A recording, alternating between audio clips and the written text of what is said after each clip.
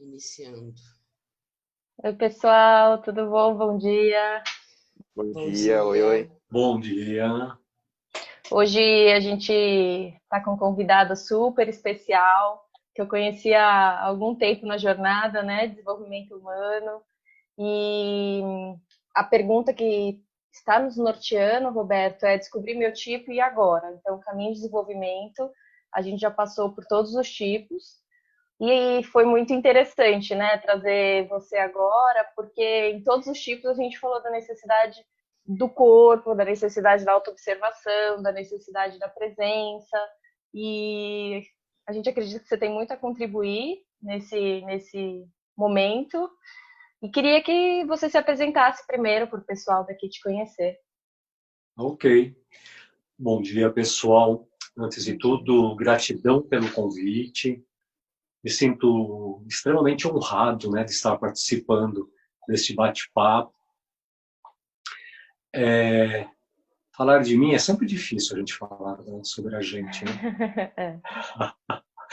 Como nós estamos falando de Enneagrama, então vou começar. Sou professor de Enneagrama, sou trainer de programação neurolinguística, professor de Reiki, instrutor de Mindfulness. E essa formação de Mindfulness é um curso de extensão universitário que eu fiz na Escola Paulista de Medicina, né, na Unifesp, com todo o embasamento e com o currículo e o protocolo do John Kabat-Zinn, que é considerado o pai do Mindfulness. Então, tudo que eu falo e todas as práticas são baseadas na criação da fonte mesmo, né? E eu trabalho fortemente em atendimentos com processos de NA Coach e Life Coach, né? E processo de algumas terapias também. Então, a minha vida, desde muito cedo, é uma atração, né, por entender quem eu sou e quem somos nós aqui nesse planeta e por que nós estamos aqui.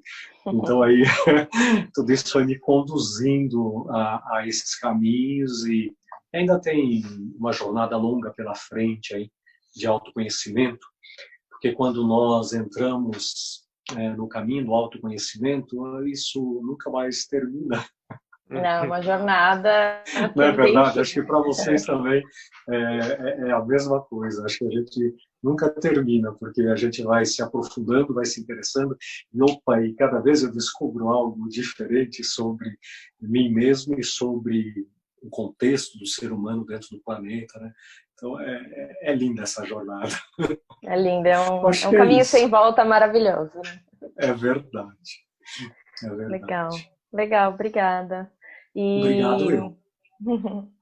então, como eu falei, né, a gente vai trabalhar muito essa questão do corpo, da presença, e o Roberto trouxe uma percepção para a gente poder falar do centro de inteligência um pouquinho, e a partir daí também entrar nesse caminho de desenvolvimento a partir daí, né, Roberto?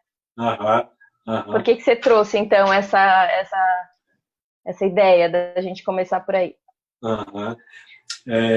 Eu diria assim, hoje se fala muito de estados de presença, de atenção plena, mas para grande parte das pessoas isso fica um pouco vago, né? Um pouco vazio, que as pessoas, na verdade, algumas não conseguem entender exatamente o que é estar em estado de presença, ter atenção plena em cima das coisas que nós estamos executando naquele exato momento, no aqui e no agora. E se voltando para o Enneagrama, a gente começa a perceber que quando eu conheço o Enneagrama, quando eu descubro a minha personalidade, eu tenho uma jornada a percorrer, um caminho a percorrer, que eu posso chegar a algum lugar ou não. E o meu convite sempre é não criar expectativas. Em qualquer das jornadas que nós façamos, não criar expectativas, apenas caminhar, remar dentro da jornada. E nós que conhecemos o Enneagrama, nós temos um passo à frente, porque nós sabemos de acordo com o filósofo e escritor Dostoiévski, né, o russo, ele tem uma frase que ele diz assim: a maior felicidade é conhecer a nossa fonte de infelicidade. Uhum. Né? Então, nós que estamos aqui no caminho do Enneagrama, nós sabemos de onde vem, o que é que causa a nossa infelicidade, né? Onde estão as nossas questões, né? Onde Você sempre estão costuma dizer aqueles que é um pontos atalho, que... né, Roberto? O que, Felipe? É um atalho, né? Eu sempre coloco o Enneagrama como um atalho do buscador, né? Desse desenvolvimento espiritual. Ele acaba, desse desenvolvimento nosso como pessoas, ele acaba sendo mesmo, né? Verdadeira. Isso é linda, essa colocação, porque é isso mesmo. E aí, através do Enneagrama, nós conhecemos as nossas dores, né? Nós sabemos exatamente onde elas iniciam, porque elas iniciaram, e aí a gente vai direto na fonte daquilo que nos deixa insatisfeitos ou infelizes. E aí nós vamos saber como trilhar esse caminho da felicidade, porque a gente sabe que a personalidade não somos nós, né? Nós somos uma essência que nos desconectamos e criamos aí uma persona para que a gente possa sobreviver neste planeta, neste mundo, né? Perfeito. E por isso, né, Roberto, só uma colocação, que a partir do momento que a gente tem esse conhecimento das nossas dores, das nossas sombras, da onde tudo isso surgiu, como a gente está no padrão, no mecanismo, no automático, a gente não, no dia a dia, a gente não para perceber da onde isso está vindo. Por isso essa autoobservação o tempo todo, né, é super importante nesse caminho de desenvolvimento, né? Sim, sem dúvida nenhuma. E como que a gente consegue essa autoobservação, né, Marta? Através da presença. Através da presença. E aí eu vou me conectar um pouco, né, às tríades do Enneagrama, que eu acho que simplificam o nosso caminho aqui, porque as nossas grandes questões, nossos maiores problemas da personalidade estão nos nossos centros, aquele que a gente pertence, né? Aquele centro de inteligência, aquela tríade a qual eu faço parte. Então, e hoje a medicina moderna, ela separa o cérebro em três partes, né? Primeiro o bulbo cerebral, que é onde coordena a parte instintiva do nosso corpo, né? Depois ela traz o sistema límbico, que é aquele que coordena as nossas emoções.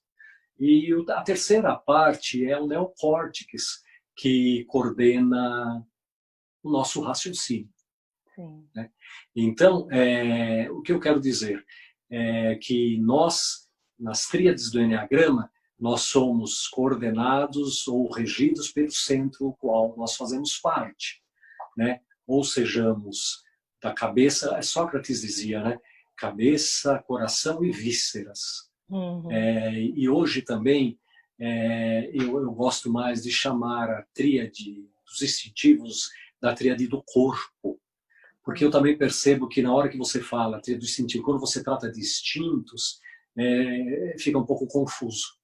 E quando eu falo que é do corpo, é porque essa tríade 8, 9, 1, eles fazem parte do corpo mesmo. São mais sinestésicos, né? Percebem mais através do tato, do cheiro, através dos sentidos mesmo. Então, eles são mais do corpo, mas mesmo assim eles são ausentes do corpo. É interessante. Mesmo assim são ausentes do corpo. Por quê? O que acontece?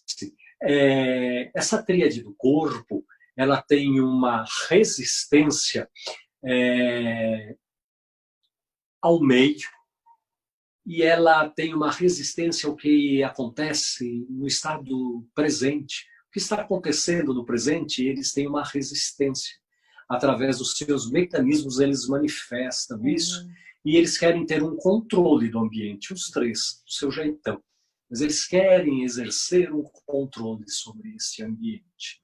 Então, isso já demonstra para nós que eles já não estão presentes no corpo.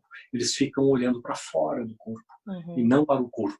Então, eles ficam olhando o que está acontecendo, eles têm uma resistência por tudo que acontece no exterior, mas mesmo assim querem exercer um controle. E aí eles buscam, através disso, adquirir uma autonomia para as coisas que eles fazem. Eles estão o tempo todo a uma busca de autonomia. E isto gera o quê? Qual é o sentimento dessa tríade? O sentimento da raiva, que é onde se localiza a maior parte dos problemas desta tríade, né? Que essa tríade, ela é movida pela raiva, né? Então, e tem isso que todo... você falou, né? Essa coisa do controle, e é um controle desse... Aí para cada um muda a forma de estar se controlando, mas é interessante, né? Porque a gente, nesse controle, perde essa percepção, cada um... Perde essa percepção. Que nem o tipo 8, ele, quando ele leva através do pensamento, começar a olhar as injustiças e julgar, e essa coisa de achar que o outro, né, precisa de ser protegido por ele, todos esses movimentos fazem com que ele saia do estado de presença. E o 9, fortemente, ele perde presença quando ele fica olhando que ele pode servir o outro e esquece das suas coisas. Porque ele tem assim, uma indolência para fazer as coisas dele. E o tipo 1, naquele processo crítico, cada vez que ele vai criticar o outro, ele fica no julgamento do outro, porque não está fazendo a coisa certa, ele está desconectado do estado de presença. Então isso mostra o quanto nós somos ausentes do nosso próprio corpo. Mesmo esses indivíduos que pertencem à tríade do corpo, ficam ausentes do corpo, porque ficam no mundo das ideias e dos pensamentos. Fala, Felipe.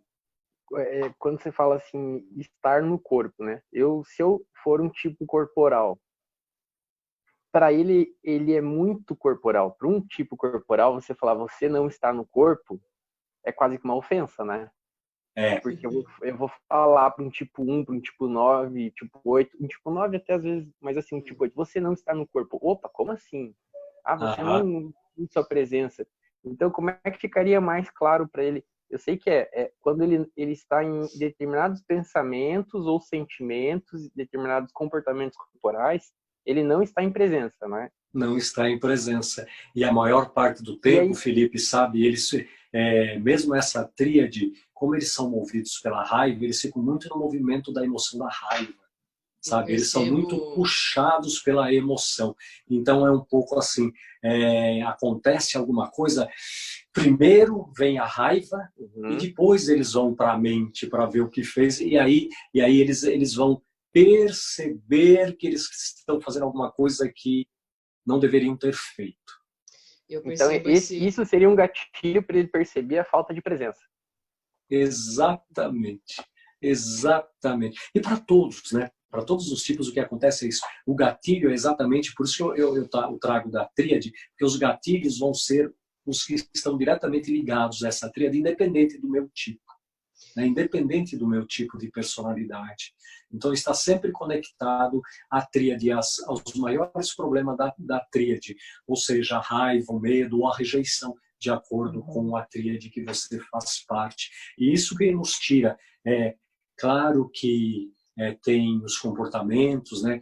Aqueles comportamentos, os velhos comportamentos da personalidade, muito ligados aos mecanismos de defesa que também contribuem, mas mais fortemente acontece primeiro isso. Primeiro o aspecto central de cada uma das tríades. E depois, mais forte ainda que a personalidade, para me tirar, são os próprios instintos. Né? De acordo com ele. E lá no final eu vou falar um pouquinho sobre isso também. Mas se eu tenho essa atenção para a tríade da qual eu faço parte, fica mais fácil de eu perceber de forma mais sintetizada o que é que me tira da presença, o que é que me tira do centro, o que é que faz com que eu me perca do meu caminho de autoobservação, inclusive. Eu percebo que no caso, né, dos corporais não tem a perda de presença pelo excesso de atividade, né, uma hiperatividade, porque eles não param, né?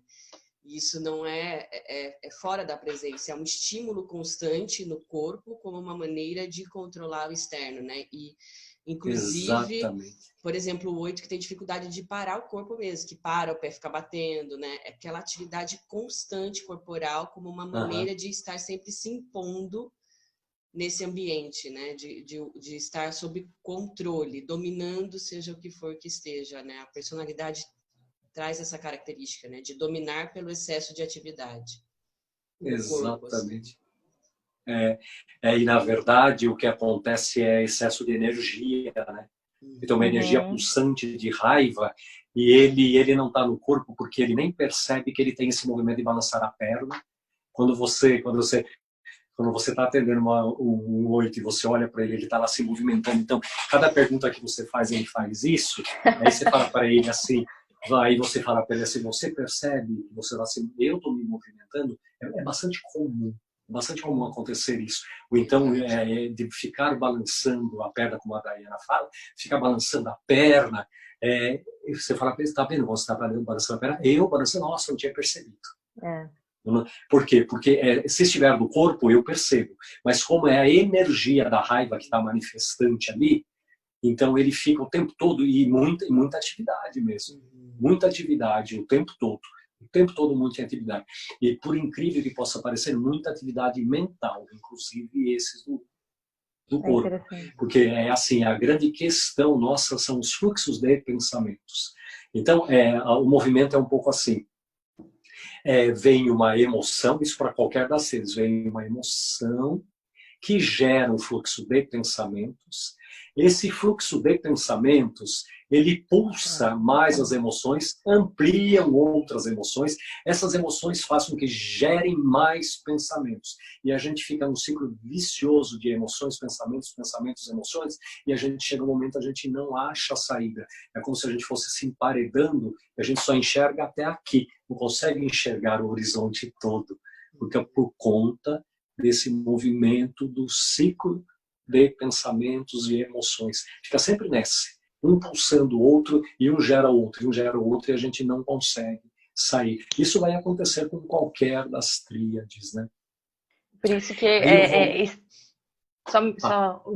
no meu processo, né, como 9, como difícil de saber da raiva que vocês estão falando, o mesmo é uma ação muito automática. Eu consegui realmente sentir a raiva vindo, mesmo que emoção eu estava sentindo, quando eu me pegava no flagra mesmo. Assim. Porque é muito rápido, eu sentia o que você está falando. Claro, às vezes o pensamento está lá, mas eu ia para uma ação automática, não uma ação que me gera algum resultado, me geraria, né, um crescimento. Assim. Na hora que eu começava a parar, e eu falava assim, nossa, que desconforto, que eu estou sentindo? Aí sim vinha emoção de verdade, vinha um processo onde eu conseguia identificar de onde estava vindo isso, né? Qual a causa. Exatamente. E aí, nesse momento que você traz, Marta, é exatamente esse momento de presença. Quando eu consigo, porque os momentos de presença, assim, atenção plena e foco não é algo que a gente vai aprender a fazer através de programas de presença, de mindfulness. Não é isso. Nós vamos nesses programas para desenvolver, porque estado de presença, atenção plena, foco, nós já chegamos aqui. A gente já vem de fábrica com isso. Só que, de acordo com o desenvolvimento de personalidade e tudo mais, a gente se desconecta disso também. E a gente vai perdendo foco, vai perdendo a atenção plena, a presença, mas não é algo que a gente vai aprender. Nós já sabemos isso. A gente só vai passar por esses programas para entender onde é que eu me perco, onde acontecem as perdas, onde vazamento de energia desses estados de presença. E também o que eu percebo é assim, isso o John Kabat-Zinn também diz, né? Alguns têm mais estados de presença, outros têm menos e outros têm muito pouco. Mas todos nós sabemos o que é isso, nós já experimentamos isso na nossa vida, estar em presença desde criança. A gente experimenta isso. Só que uns têm mais, outros menos, pelas próprias circunstâncias. E uma coisa que contribui muito para a gente não ficar em estado de presença são as mídias, as redes sociais. Né? E hoje nós temos tudo na mão.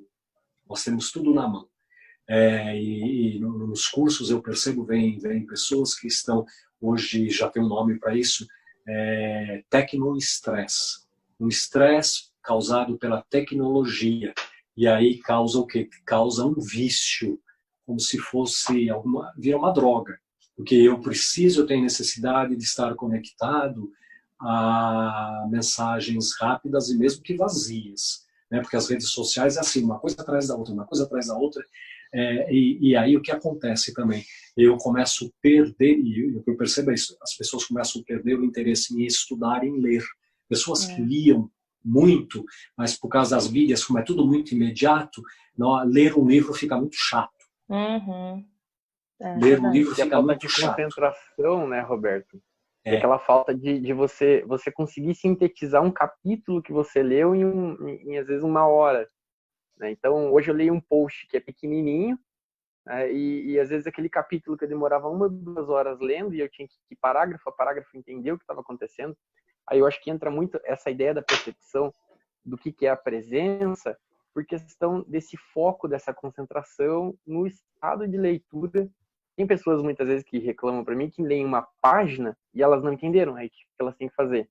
Voltar a página, ler de novo, e isso acaba ficando chato ler o livro. Mas até a leitura do livro, ela seria um processo, né, Roberto, de mindfulness, que seria um estado de você cultivar essa presença, quem sabe, né? De você... E até mesmo, uma pergunta minha é a seguinte, eu estou prestando atenção no livro, quantos % da minha atenção estão voltadas nesse processo, pensando que o livro pode ser um exercício para eu cultivar essa presença, né? Quantos % dessa minha atenção, elas estão voltadas também para o exterior? Se eu não me engano, do Eckhart Tolle, eu li uma vez lá, do Poder do Agora, né? Então ele falava dessa questão de um pouco da sua atenção fica voltada para o seu organismo, como é que ele está funcionando, como é que está a tua respiração, como é que está... Ao mesmo tempo você está lendo o livro e ao mesmo tempo você está prestando um pouco de atenção no ambiente. Como é que é um pouco disso, Roberto? Na verdade, estados de presença, as práticas de estado de presença do mindfulness mostram isso para nós, que para nós estarmos em presença, nós temos que estar conectados a tudo ao mesmo tempo, né? Ao mesmo tempo que eu estou presente no meu corpo, percebendo a minha respiração, eu também sou capaz de estar conectado aos sons do ambiente, às coisas que estão acontecendo no ambiente, mas mesmo assim eu conseguir manter o meu foco naquilo que eu estou fazendo. Eu estou lendo um livro, mas eu estou conectado a tudo. E aí tem uma coisa a ver que o Eckhart Tolle fala e o Jon Kabat-Zinn também, no sentido assim, eu preciso aceitar as situações. Nas práticas de mindfulness, práticas de presença, o que eu percebo, assim, na hora que tem uma prática lá, que é para a gente meditar em cima de sons, E aí é muito comum as pessoas falarem para mim assim, nossa, som sempre me incomodou muito. A partir disso eu percebo que o som faz parte da minha vida. E o som está muito conectado ao fluxo de pensamentos também. Porque eu não tenho controle sobre os meus pensamentos, assim como eu não tenho controle sobre os sons. Os sons vão e vêm iguais aos nossos pensamentos. E voltando um pouquinho ao que o Felipe falou, normalmente quando nós estamos, e aqui eu falando, enquanto vocês me ouvem, também os pensamentos estão indo para outros lugares. Pensando que eu posso perguntar, pensando, então eu não tô, normalmente a gente consegue ficar 50% na ação. Entende? E aí, para quando a gente começa a desenvolver, porque mesmo eu falando aqui, eu também estou pensando na próxima coisa que eu vou falar. Né? Mas pelos trabalhos que eu faço, eu consigo ficar 70%, 80% aqui, no presente. Legal. E vem esses lapsos de que agora vai falar isso, vai falar aquilo. Mas quando você está conectado no aqui, na agora, estados de presença, o flow acontece de forma mais natural. Entende? É isso que falam de se conectar, de canalizar, que é o flow natural, né? Então, quando você está em estado de presença, nunca ficará com a mente 100% vazia, mas você sim conseguirá deixar ela mais calma. Né? Os budistas dizem assim, nós temos milhares de macacos rebeldes dentro da nossa cabeça, e eles ficam discutindo o tempo todo. E aí você consegue domesticá-los um pouco com práticas de estados de presença. Então eles ficam mais quietinhos, de vez em quando eles ficam mais rebeldes, mas é uma coisa que é uma prática constante eu tenho que fazer. Claro que eu vou melhorando. E a mídia, mas a mídia social, mesmo assim a gente perde. Acelera isso, né, Roberto? Oi, a mídia social, ela seria uma aceleração disso, muito, né? Com certeza. Macacos, né? Com certeza, sim, acelera, sim. E a gente se perde muito nisso. Porque como vai acelerando, e aí enquanto eu estou assistindo, eu também não estou assistindo, porque aquilo me remete a criar novos pensamentos, e aí eu passo a não perder. E aí eu uso uma analogia assim, eu fico meio que assistindo a vida como se eu estivesse debruçado numa janela, assim, e eu assisto toda a minha vida passar como se eu estivesse vendo um filme, ou vendo através da janela. Dificilmente eu consigo estar presente na ação. Eu gosto e é muito legal você... Pode falar, só complementar, Marta. Eu gosto bastante do budismo Mahayana, que ele fala sobre a bolha dentro da bolha, né? Então você vai gerando bolhas de realidade e a mídia social ela te transporta para essas bolhas, cada vez te tirando mais da presença, né? Então isso que o Roberto está falando eu acho muito bacana. É o pensamento que gera o sentimento, que o sentimento gera o pensamento de novo. Então eu vou me afastando cada vez mais da realidade e cada tríade do Enneagrama, ou cada tipo do Enneagrama, ele vai perder a presença de maneiras diferentes, né? Sim. E vai voltar para temas comuns. Então, o que acontece? Isso que a gente está falando, como que aí o Enneagrama ele é importante para eu me perceber perdendo essa presença de maneiras diferentes, né? E muitas vezes eu vou achar super normal, né? Perder a presença daquela maneira. E aí o Enneagrama ele vem trazer essa clareza, né? De, olha, você pode perder, observa que você perde a presença mais aqui, né? Muito pelas paixões, né, de cada um dos tipos, os mecanismos de defesa, e fortemente pelo seu instinto dominante. Sim. E eu acho muito legal desmistificar isso, porque quando eu estou trabalhando com os meus pacientes ou clientes, muitos já desistem antes, assim, falam, não, meditação não é para mim, eu não consigo estar em presença, é muito tumultuado, eu paro e me gera mais desconforto do que, né, presença. É verdade, mas é verdade, e isso é bastante real. No início é isso mesmo, porque a nossa mente, ela não quer ser dominada, ela não quer ser domesticada. E na hora, quem não está acostumado dentro desses processos meditativos, mais uma vez, a meditação é um caminho para adquirir presença, né? E sempre se começa por meditação. E por onde que a gente começa? De tomar uma água.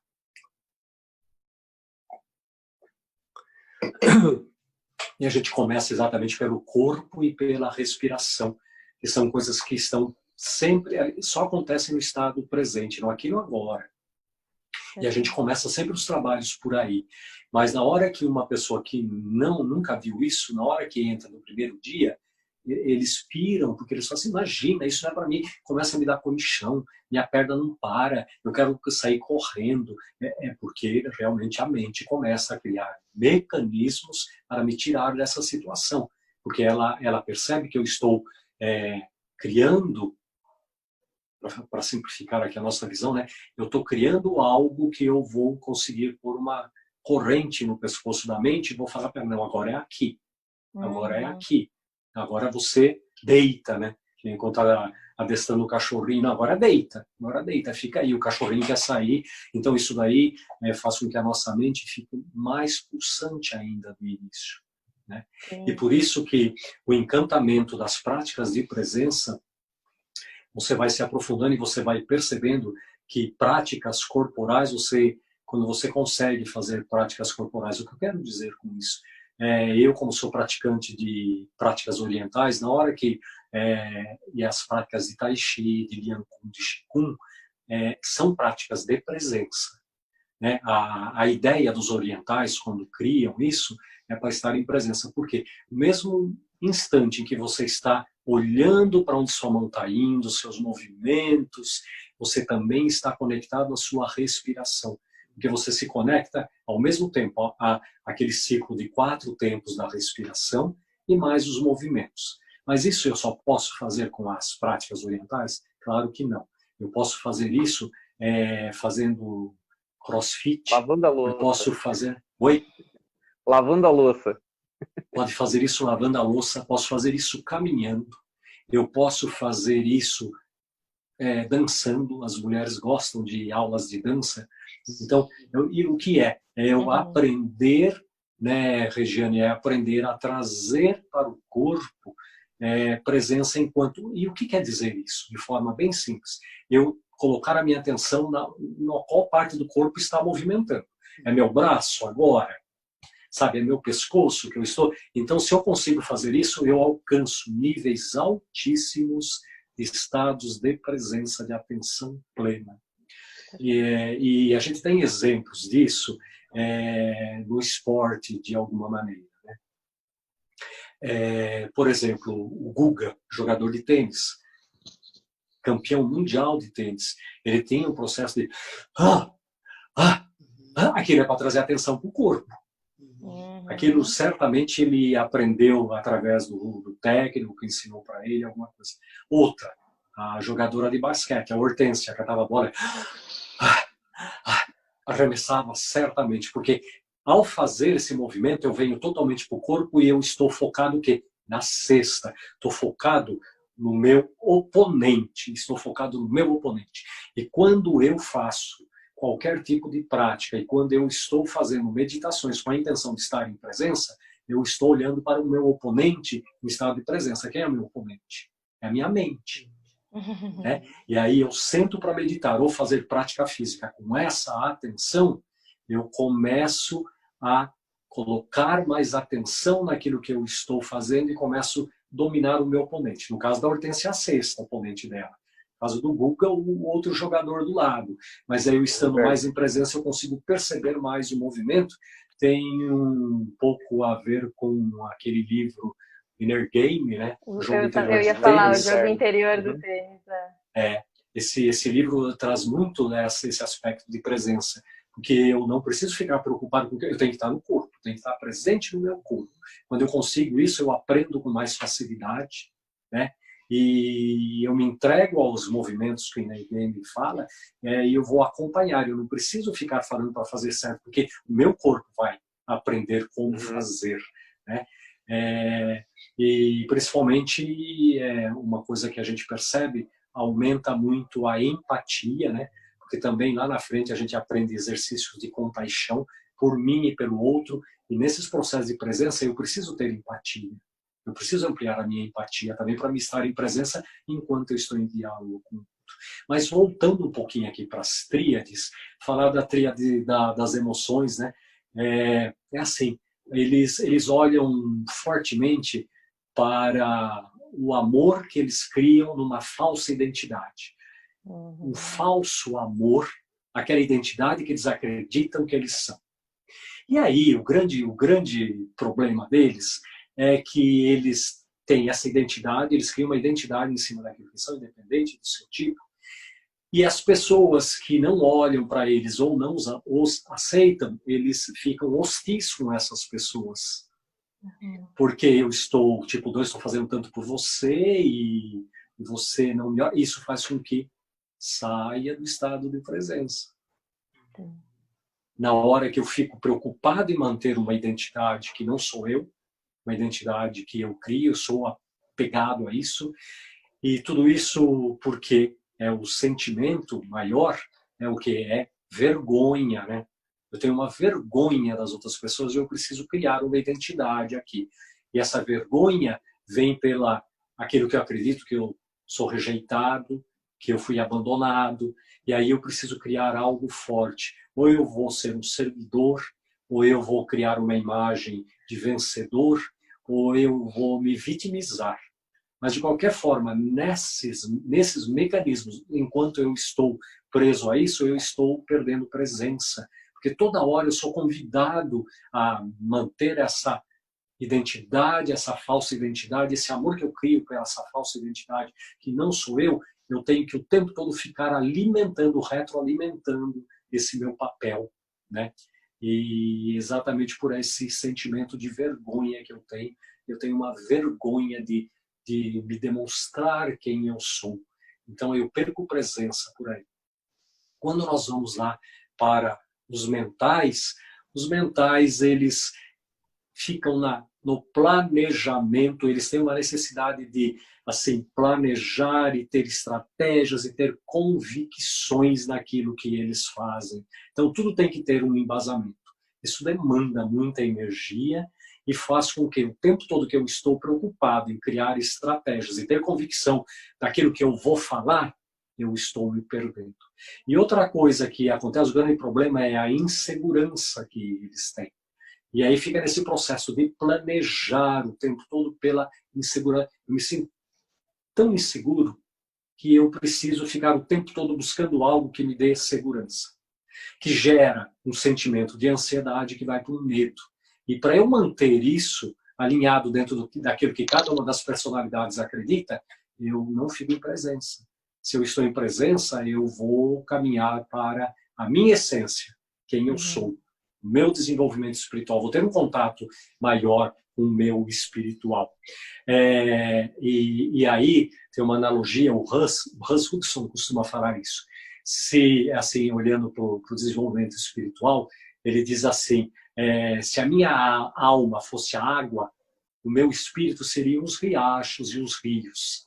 E os blocos de gelo que se formam na água, as impurezas, os galhos das árvores que caem na água, é a nossa personalidade. Sim, muito lindo. E cada bloco de gelo que forma no inverno, os galhos que caem, nos tiram do estado de presença porque a personalidade apareceu ali e me tirou eu do meu movimento natural, da essência. Eu gosto muito da ideia. É bem isso. Eu gosto muito dessa ideia, Roberto, das ramarquias, né? Exatamente. Do sentido do pecado, as ramarquias, né? O que me faz desviar que nos tiram. Isso. Então, eu quero acertar o alvo. O que me faz errar o alvo, né? Erra o alvo o tempo todo.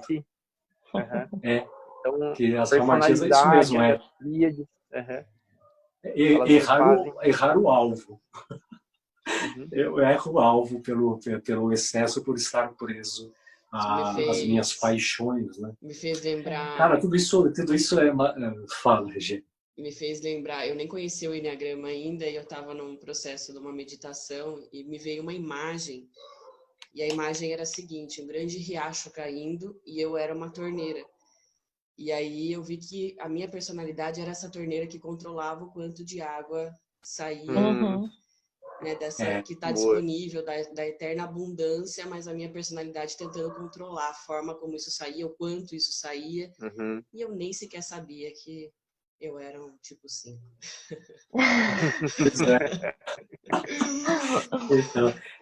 Então, quando nós estamos em estado de presença, conectados ao eu interior, né, a gente percebe essas coisas aí que a Regiane traz lindamente.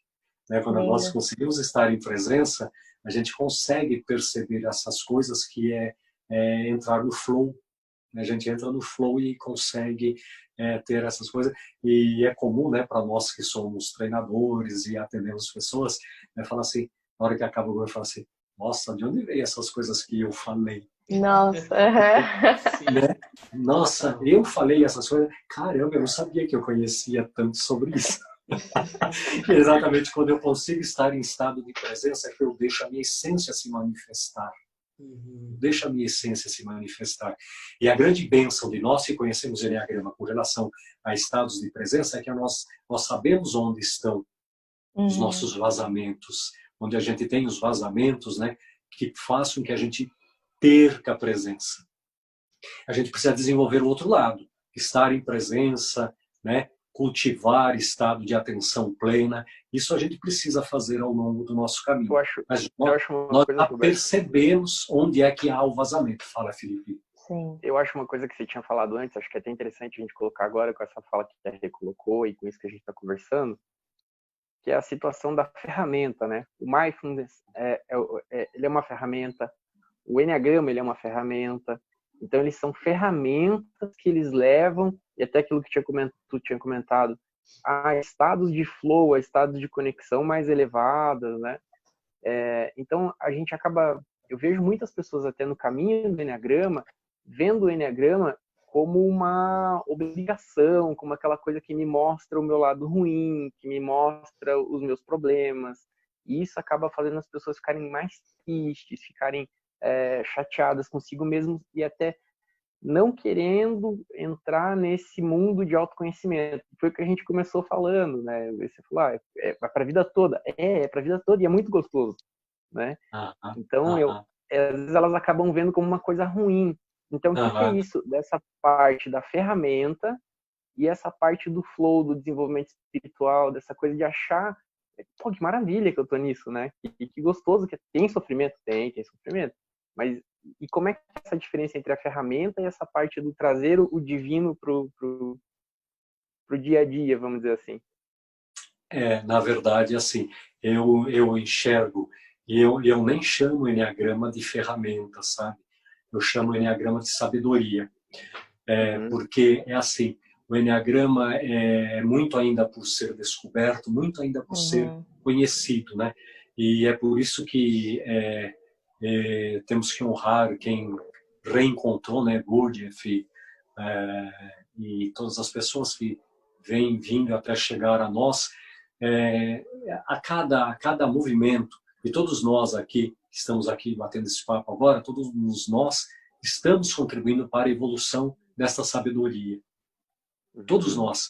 Porque quando nós temos um primeiro contato, a gente tem um pouco esse contato que o Felipe traz, da personalidade, mostrar o lado da personalidade. Mas o Enneagrama não quer mostrar o lado da personalidade. O Enneagrama quer mostrar quem você é de verdade. E na linguagem do Enneagrama, a sua essência, você é essa essência. E nós temos dificuldade em aceitar que nós somos seres iluminados e divinos. E nós somos.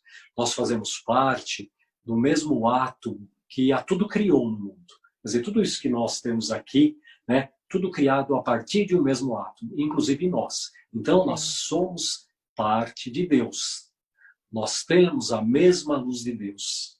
Só que nós temos dificuldade para acreditar nisso. Temos dificuldade de aceitação. Mais uma vez, se eu aceitar mesmo isso como uma possibilidade longínqua, eu acho que o caminho fica mais verdadeiro e mais tranquilo. E aí eu começo a perceber que, como lá no início, uma das primeiras coisas que a gente fala no Enneagrama eu tenho uma personalidade, mas eu não sou essa personalidade. Mostra que eu não sou, né? Sabe? Eu apenas tenho uma. E essa personalidade, como a gente diz lá no início também, eu vou nasci com ela, vou morrer com ela. Ela não vai mudar. Mas eu posso, sim, caminhar para a minha essência. Que é quem eu sou. Né? Que é quem eu sou. E quando eu consigo aceitar isso, e para mim, o Enneagrama assim, uma sabedoria extremamente amorosa, porque trata esse lado da essência de quem nós somos de uma forma tão real e verdadeira, que na hora que você começa a se aprofundar no conhecimento, e você realmente consegue acessar esse espaço interior, que é onde está o eu sou, a nossa essência lá dentro, você começa a perceber como você e todos os seres humanos são lindos. Sim. Né? Todos nós somos lindos em essência e é o que nós somos. Porque todos nós, independente de conhecer o Enneagrama ou não, em algum momento da vida nós já experimentamos estar em estado de essência. Sim. Todos nós experimentamos. Mas existe assim um movimento por falta de presença em recusar isso. E também a sociedade, né? A gente vive dentro de uma sociedade capitalista, e tudo isso que está acontecendo, a gente não pode ser bonzinho, a gente tem que ser, fugiu o nome agora, conquistar sempre as coisas, mesmo que em detrimento de não considerar as outras pessoas. Ser competidor. Ser competidor. Nós somos ensinados a ser competidores. Ao passo que, se a gente perceber que, olha que lindo, nós quatro estarmos aqui conversando, trazendo os nossos conhecimentos, como fica muito mais robusto o conhecimento que nós estamos levando para as pessoas que estão nos assistindo agora. Né? Então, sempre que há união de conhecimento, união de pessoas, e sem disputa, e sem nenhuma competição, porque existe espaço para todos. E assim, todos nós temos talentos únicos. Esses talentos únicos residem exatamente em quem nós somos. Para melhor entendimento, reside na nossa essência. Exato. Nesses talentos únicos, né? E talentos únicos, eles são feitos para que nós nos complementamos uns aos outros. E a gente vai... Aqui o que nós estamos fazendo? Nós estamos complementando o conhecimento e tornando para as pessoas para a nossa audiência, de forma mais robusta, né, o conhecimento do Enneagrama.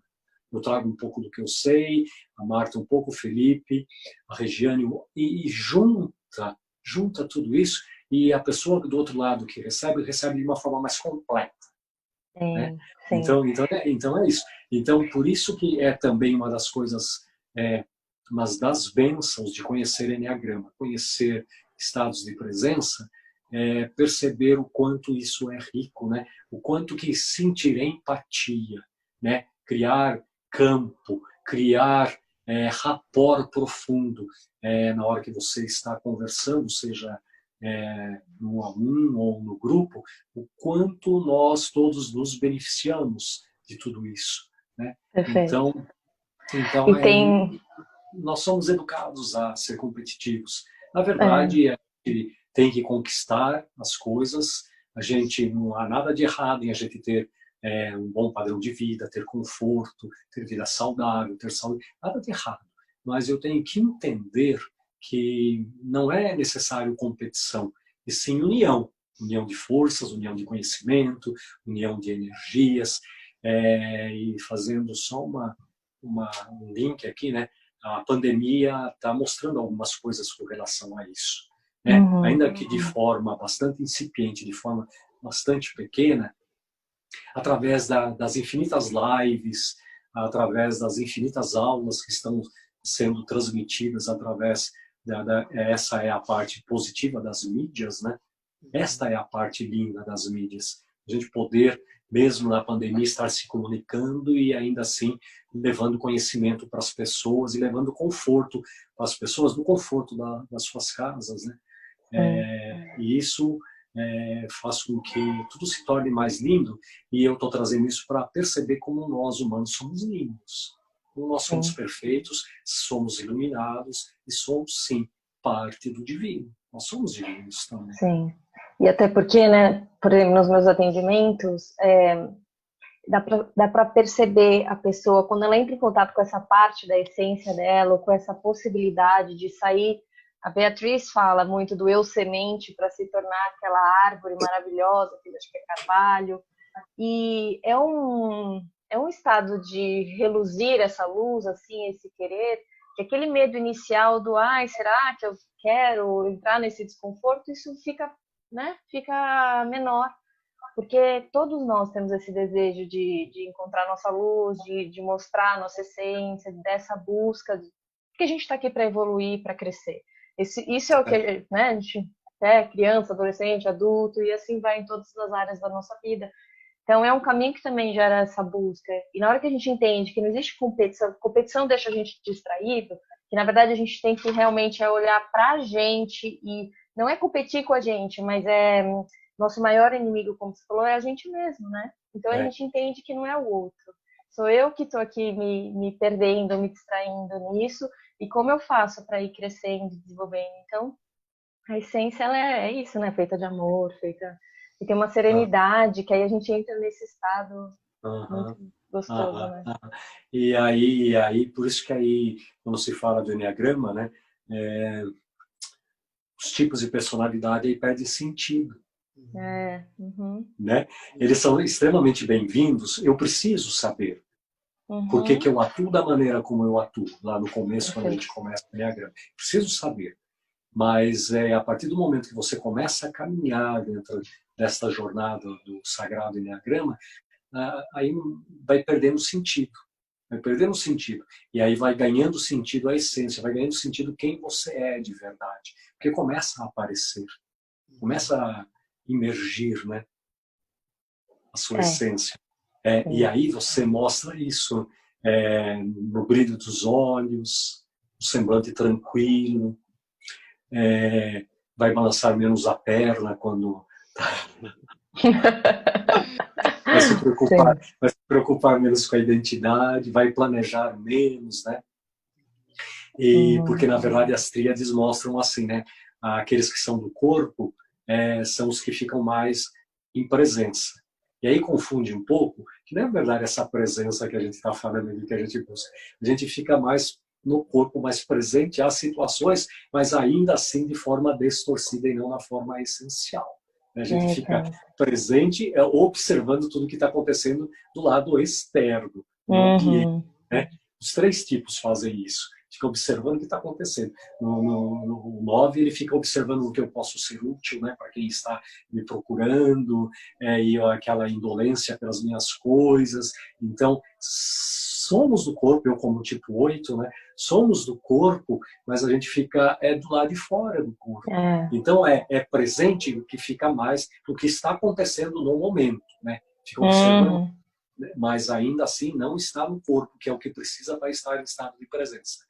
Os mentais, eles ficam acreditando que eles se formaram através do passado e vivem no saudosismo, nos pensamentos de passar, olha que coisa legal que aconteceu a semana passada, o ano passado, né? E não ficam em estado de presença por isso, porque ficam construindo uma identidade. E lá os mentais ficam no planejamento, pelo medo, pelas incertezas, e se perdem e ficam perdidos em tudo isso, né? E aí olham o quê? Olham para o futuro. Então, presente, passado e futuro estão presentes dentro da tríade, mais uma vez, de forma totalmente distorcida ou bloqueada. Né? E a gente tem que entender que a gente tem os 3 centros atuantes. Independente da tríade a qual eu pertenço. Mas ainda assim, ela está atuante de forma distorcida e muitas vezes até bloqueada, que a gente nem tem muito contato. Que tem determinados tipos que não têm contato com o corpo. 0 de contato com o corpo. Determinados tipos que não sentem o coração. Então, aí é um bloqueio que existe, né? Um bloqueio que na hora que você começa a adquirir estados de presença, aí você começa a perceber, caramba, olha, eu estou sentindo meu coração. Olha, eu nunca tinha percebido. Né? Nos cursos a gente percebe muito isso, né? Nossa, então a gente percebe, olha, eu nunca tinha percebido o meu coração. Caramba, eu tenho uma dor no meu pé que eu nunca tinha sentido essa dor no meu pé. Sabe? Então, são coisas que vão aparecendo. Então, por isso que, mais uma vez, o Sagrado Enneagrama, a sabedoria do Enneagrama, contribui fortemente para a gente entender quem nós somos e o que nós estamos fazendo aqui, né? Claro que, como o Felipe trouxe, em alguns momentos que dói de verdade, né? Mas tudo depende de como a gente olha para isso. Se eu tiver compaixão por mim, e nos momentos que a nossa personalidade causa dor para que eu alcance a essência, eu tiver compaixão, realmente, eu sou humano e eu preciso passar por isso. Vai doer menos. Vai doer menos. E no momento que eu sinto compaixão por mim mesmo, em estado de presença, eu vou sentir mais amor, vou me reconhecer mais quem eu sou, esse indivíduo fantástico dentro da minha essência. E o quanto que eu posso contribuir para que o mundo seja melhor. Porque sempre vai começar por nós, né? Por mim. Vai sempre começar por mim. E na hora que eu começo a perceber que, cara, eu sou um cara realmente, né, positivo, eu sou um cara lindo. Minha essência é maravilhosa. Sabe, tudo muda. Tudo muda e aí sim, aí a gente começa a caminhar, por isso que o Felipe trouxe, caminhar no Enneagrama do amor mesmo. O Enneagrama é uma ferramenta extremamente acolhedora e amorosa. Com certeza. Né? Com certeza. Claro que nem todos têm esse pensamento que nós temos aqui, né? Nem todos conseguem alcançar isso, mas nada de errado também. Eu acho que também quem olha para o Enneagrama tem uma contribuição, quem olha para a personalidade tem uma contribuição também, porque ele passa a entender melhor como ele funciona e como as pessoas que estão ao seu redor funcionam. Isso também, de alguma maneira, e a gente percebe quando a gente dá lá o primeiro nível do Enneagrama, que antigamente eu dava 2 dias, as pessoas depois relatam como melhora, mesmo ele ainda estando preso à personalidade, melhora a empatia, melhora... Já diminui muito o julgamento, né?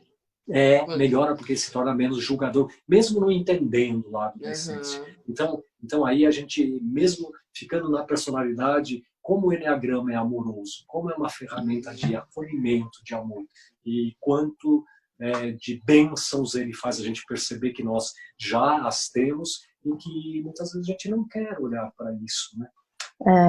E só para a gente, né, linkar tudo, então, apesar de termos as 3 tríades aí, como você tem falado, né, do coração, da mente, do corpo, então, se a gente olhar, todos passam por trabalhar este corpo, trabalhar esta presença, trabalhar essa autoobservação, seja eu num movimento ali, numa caminhada, trabalhar esse exercício, seja, né, então, tudo começa a partir daí, certo? Tudo começa a partir daqui. Na hora que você começa a entrar nos processos mesmo, né, nesses processos esse olho falando de mindfulness, são processos de 8 semanas, né? A gente se encontra por 2 horas durante 8 semanas e tem trabalhos para serem feitos de uma semana para outra. O que eu percebo, mindfulness, não falei disso, isso é uma analogia minha. Eu percebo que as pessoas que são mentais, na hora que começam a entrar nas práticas mentais, eles se identificam mais. Porque como eles têm um processo mental mais acelerado do que os outros, todos nós temos processos mentais. Mas quando eu sou da tríade mental, eu tenho processos mentais maiores volumes de pensamentos. Porque eu vivo nesse mundo aqui e esqueço do resto. Na hora que tem essas práticas que eu vou olhar para os meus fluxos de pensamento, eles se identificam mais e eles começam a perceber, olha, porque aí o que eu faço? Eu falo, percebe aí como que nasce o pensamento em você. Como que brota esse pensamento? E aí ele começa a perceber como é que esse pensamento chega, agora acompanha ele sair da sua mente. Então, como eles vivem nesse mundo do raciocínio, para eles essas práticas mostram mais o que é estar em estado de presença. Quando se fala dessa tríade do corpo, quando você faz práticas do corpo, que é por onde a gente começa, eles se manifestam mais rapidamente em percepções do corpo. São aqueles que primeiro vão falar assim, quem é da tríade do corpo, nossa, eu tenho uma dor no meu pé e eu não sabia que eu tinha uma dor no meu pé. Eu não sabia que a minha coluna incomoda quando eu sento de tal maneira. Da mesma maneira que na hora que tem as práticas compassivas, as práticas de amor, de compaixão, de estados de presença, quem é da tríade do coração traz depoimentos mais ricos, porque eles se conectam mais com as práticas compassivas de amor e compaixão, né, dentro dessas meditações de compaixão, e aí eles se mostram mais e eles são mais ricos na hora que eles trazem na discussão que eles perceberam sobre eles. Isso é uma coisa que eu percebo hoje, mas para que a gente desenvolva estados de presença, eu não posso ficar preso a um tipo de meditação, a um tipo de prática, né? Não posso ficar preso a isso, porque aí tem uma coisa também que vai contra estados de presença, que é apego. Eu não posso ter apego. Se eu tenho aceitação, eu não posso ter apego. E eu também não posso ter preferências, porque todas essas coisas me tiram de estados de presença. Exato. Né? Então, se eu tenho apego, se eu tenho não aceitação, se eu prefiro alguma coisa, eu vou saindo de estados. Essas coisas me tiram de estados de presença. E o risco de reforçar o padrão, né? De fazer só aquilo que é mais cômodo para a tríade e não me colocar num lugar desconfortável para desenvolver os outros centros de inteligência, né? Exatamente, é isso lindo isso que você traz, porque é isso mesmo. É isso mesmo, porque tendo esse movimento e passeando por tudo, eu consigo desenvolver e perceber qual é o meu centro de inteligência que precisa de mais atenção. O Enneagrama mostra algumas práticas para fazer para desenvolver esses centros de inteligência. Mas na hora que você entra nos programas de mindful, de atenção plena, você vai perceber como isso acontece, onde é que está a sua maior deficiência. Começa a emergir, né? Começa a aparecer também isso. Porque se a gente imaginar o nosso pensamento como um copo d'água, que eu jogo areia e mexo essa areia, os pensamentos fazem esse turbilhão. Então fica tudo turvo, a areia vai turvar esse copo d'água e perde a transparência. Na hora que eu começo a aquietar meus pensamentos, não vou eliminá-los, e também não vou resolver os meus problemas, só vou conseguir aquietar. Então baixa essa areia, decanta, vai lá para o fundo, e aí eu consigo enxergar de forma mais transparente. Né? É uma metáfora para a gente entender qual é esse processo. A areia foi para o fundo do copo, quer dizer, meus pensamentos foram gradativamente baixando, e eu abro visão através do copo d'água, eu consigo enxergar mais claramente do outro lado. Perfeito, lindo. Muito bom. Acho que passamos por tudo, né? Acho que falamos bastante. Foi bem gostosa a conversa. Muito obrigada, Roberto. Assim, foi, para mim, contribuiu bastante também. Dá para ficar mais um pouco? Dá vontade, né? Tem mais alguma coisa, Roberto, que você gostaria de colocar? Não, eu acho que não. Eu acho que assim, eu acho que é importante olhar para estados de presença, mas através das práticas, não ficar só aqui na mente, estados de presença, mas eu não sei, eu preciso trazer isso para a prática. E mais uma vez, nós que conhecemos Enneagrama, a gente vai perceber um bocado de coisa com relação a realmente o que acontece comigo como indivíduo que eu perco presença. Porque tudo isso que eu trago é da forma conceitual, né? Pode ser que aconteça isso, aquilo, aquilo outro. Mas quando eu tenho conhecimento do Enneagrama, eu vou associar a programa de Mindfulness, programa de estados de presença, eu vou perceber exatamente comigo, o indivíduo, o que é que mais me tira do estado de presença. Vai me trazer isso, vai ficar mais claro, mais transparente. Eu vou enxergar através do copo d'água. Isso, olha, isso aqui é que me tira mais do estado de presença. É esse aspecto que eu preciso olhar mais, eu preciso trabalhar mais. Né? Então, eu acho que é isso. E aproveitando aqui, se vocês me permitem, me dão licença, falar um pouquinho do meu programa de Mindfulness, que a gente começa, eu estou com uma turma caminhando online, né? Eu sempre fazia online e presencial, agora só estou fazendo online. E online não é diferente do presencial, porque os meus programas eles são online, mas eles são ao vivo, porque há uma necessidade de troca, de interação, de discussão a cada prática que o grupo discuta, né, comigo, e eu vou também direcionando, porque não deixa de ser, no fundo, uma prática terapêutica enquanto nós estamos fazendo o processo ali, as 8 sessões, né? Então, online é online, mas é ao vivo.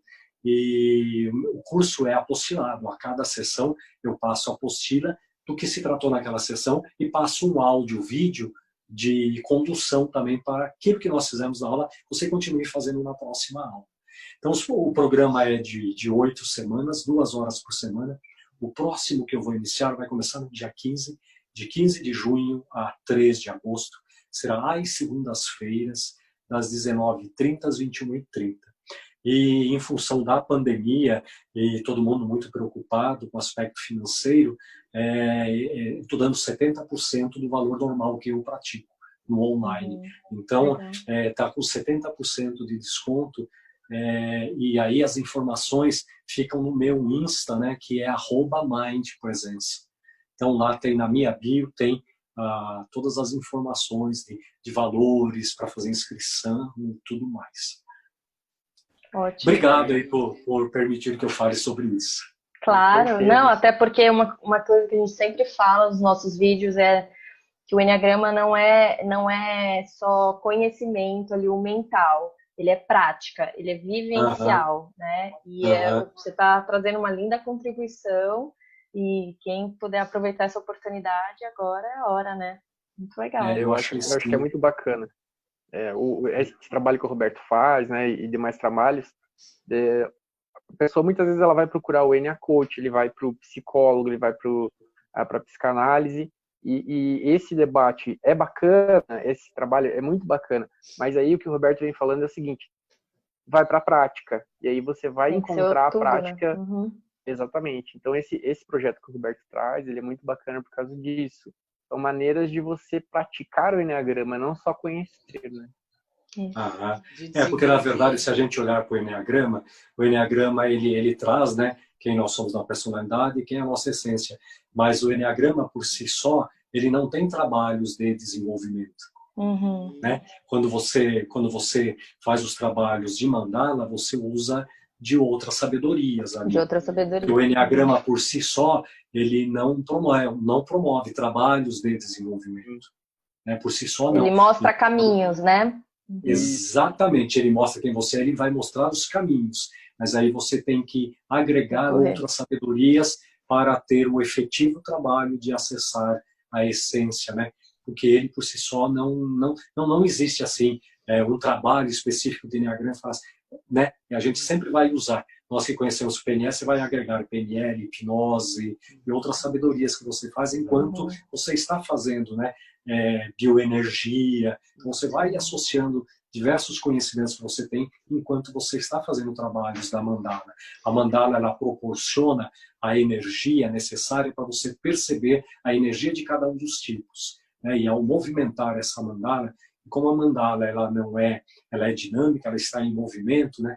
E aquele triângulo também ele se movimenta, ele tem um movimento ali para o desenvolvimento, aquilo a gente consegue perceber enquanto a gente está caminhando na mandala, aquelas energias e a mudança de energia. Mas as induções que você faz, você precisa de ter outros conhecimentos, né? Aí você agrega tudo. Como o Gurdjieff usava o quê? Ele usava a dança, né, para você acessar. E aqueles movimentos repetitivos, a mesma música, ou aqueles movimentos que ele fazia, que eram meio geométricos, aquilo que é? Aquilo é trazer estado de presença, é trazer para o corpo. Nada além disso, né? E ele usava também de meditações, que tem fatos que contam do Gurdjieff, que ele pegava um grupo de alunos e começava a meditar, e na hora que os alunos começavam, porque corre um risco também, né? Em qualquer das práticas, a gente começar a se achar que a gente é mais do que o outro, né? E a gente precisa se policiar o tempo todo, ninguém é mais do que o outro, né? Somos todos iguais, mas e a gente, pessoas que meditam correm muito esse risco de achar que começa a ser diferente do outro, e não é, de verdade não. E Gurdjieff fazia um movimento assim, na hora que os alunos achavam que estavam meditando, acho que vocês conhecem essa história, ele ia no boteco da esquina lá em Paris, pegava, os caras pagavam, trazia bebida, punha uma mesa lá e falava, vocês podem brincar, fazer jogo de carta, conversar, aí falava, agora vocês vão meditar.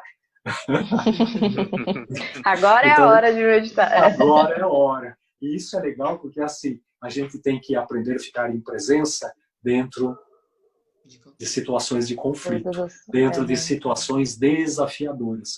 E a partir dos programas de presença a gente consegue começar a adquirir. É um fortalecimento, né? Desenvolver, criar recurso, né? Você tem primeiros contatos e depois você precisa fortalecer esse lugar, né? De centramento, de autorreferência, né? Para caminhar na vida. Exatamente. E tornando realmente isso verdadeiro e efetivo, né? A gente começar a incorporar mesmo. E na hora que incorpora, se torna natural, né? Aí você nem precisa, pessoas que são meditadores há muitos anos, incorpora isso de forma natural. E a nossa busca é essa, de ir incorporando, né? E juntando as nossas partes, né? E nos tornarmos seres integrais inteiros. Né? Exato. Muito lindo. Muito obrigada. Então, gente, foi um prazer esse encontro especial. Muito e quem especial. Sabe a gente marca outro, né, Roberto? Com certeza, estou à disposição. Estou à disposição, muito feliz, muito honrado pelo convite, muito honrado de participar aqui do grupo. Me sinto muito feliz, muito obrigado, Marta, Felipe, Regiane, aí pelo convite, pelo compartilhamento. Eu acho que isso é bem interessante e com certeza esse trabalho de vocês está contribuindo para muitas pessoas, principalmente neste momento de pandemia que nós estamos atravessando. Gratidão pelo convite, um beijo grande para vocês, um beijo grande para os ouvintes. Obrigada pela disponibilidade. Muito obrigada. Obrigado. Então tá bom. Tchau. Tchau, gente. Obrigada. Tchau.